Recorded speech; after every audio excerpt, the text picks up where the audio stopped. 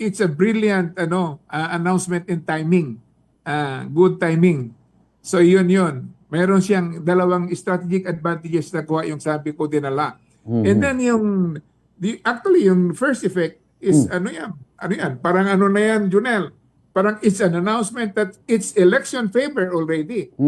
Election time. Kasi siyempre nag-announce siya. So naging earlier yung election. Is alam niya na ngayon, malalaman niya ngayon in the next few days kung ano talaga yung mga congressmen na yan. Look at the brilliancy of the announcement of Sara. Hindi nila na alam yung anong gagawin nila. Maski yung magkalaban, imagine yung mga LP, yung mga Liberal Party, yung mga Pink, imagine yung EDSA Revolution, sila yung nangunguna dyan. And then never again Marcos, di ba? Correct. And then ngayon mag-uusap sila.